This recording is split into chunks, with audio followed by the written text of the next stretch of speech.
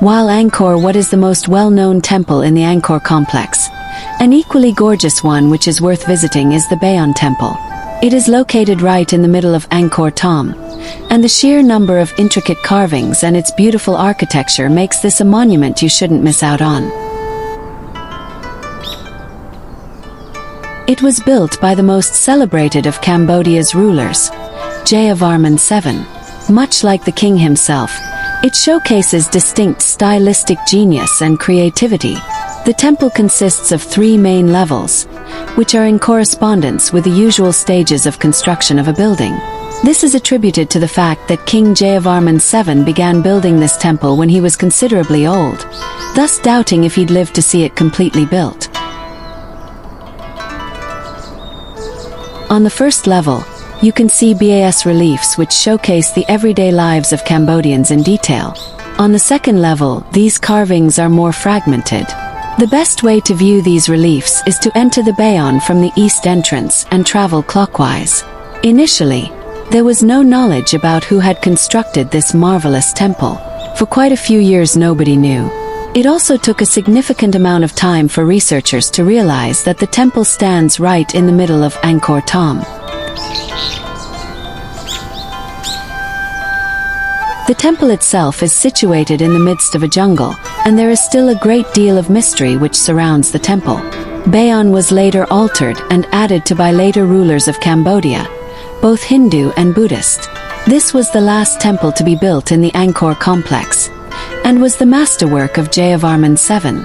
The Bayon was originally called Jayagiri, which means Victory Mountain.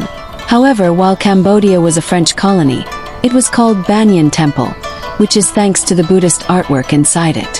However, when the temple was being renovated, Bayon was mispronounced as Bayon, and the name has remained as such since then. The temple itself is built in the Baroque style of Khmer architecture, and is the most prominent example of its kind.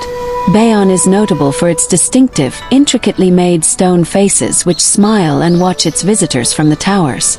There are also 2 sets of bas-reliefs, which represent a mix of scenes from battle, history, and everyday life. One of the most beautifully carved sections showcases a naval battle between the Khmer and the Khams, as well as the everyday lives of the citizens.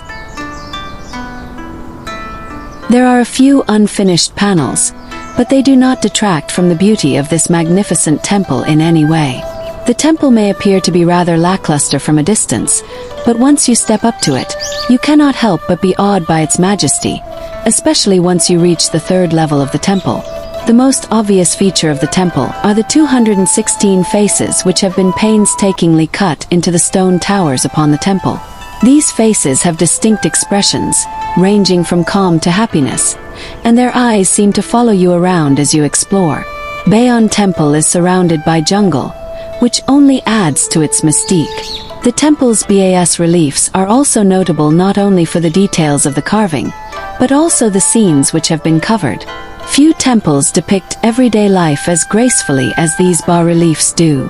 The temple, while originally a Buddhist temple, now also features Hindu references thanks to the Theravada and Hindu kings who later modified it.